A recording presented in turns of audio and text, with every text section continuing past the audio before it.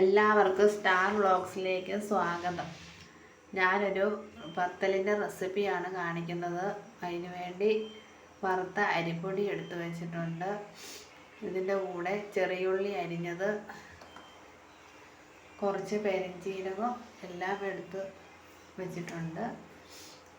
തേങ്ങ ചിരണ്ടിയതും എടുത്ത് വെച്ചിട്ടുണ്ട്. ഇതെല്ലാം കൂടി നമുക്ക് ഒരു മിക്സിയുടെ ജാറിലിട്ടിട്ട് ഒന്ന് ക്രഷ് ചെയ്തെടുക്കാം. അതിനായി മിക്സിയുടെ ജാർ എടുക്കുന്നു. ഇതിലേക്ക് നമ്മൾ അരി ചേർത്ത് വെച്ചിരിക്കുന്ന സാധനങ്ങളെല്ലാം ഇട്ട് മിക്സിയുടെ ജാർ അടച്ചതിന് ശേഷം ഒന്ന് ക്രഷ് ചെയ്തെടുക്കുക. ഒത്തിരി അരിഞ്ഞു പോകാൻ പാടില്ല.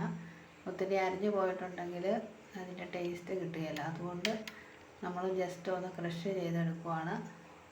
ഇങ്ങനെ തന്നെ ക്രഷ് ചെയ്തെടുത്തിട്ടുണ്ട്.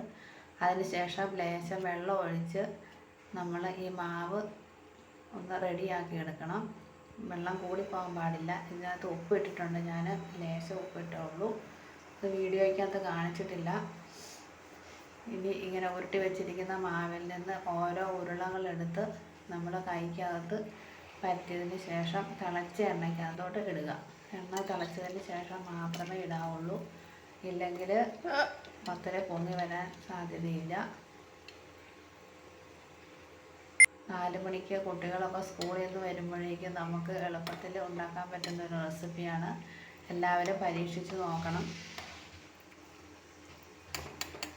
നല്ലവണ്ണം ചൂടാകുന്ന നല്ല ബ്രൗണിഷ് കളർ വരുന്നിടം വരെ നമ്മൾ എണ്ണയിലിട്ട് ഇങ്ങനെ തിളപ്പിച്ചുകൊണ്ടിരിക്കണം. തിരിച്ചും മറിച്ചും ഇട്ട് കൊടുക്കുക. ഒരു സൈഡ് ചുമന്ന് കഴിയുമ്പോൾ മറ്റേ സൈഡ് ചുമക്കുന്നത് വരെ നമ്മൾ എണ്ണയിലിട്ടുകൊണ്ട് ഇങ്ങനെ തയ്യാറാക്കണം. അങ്ങനെ ഞാൻ പത്തൽ ചുട്ട് കഴിഞ്ഞു.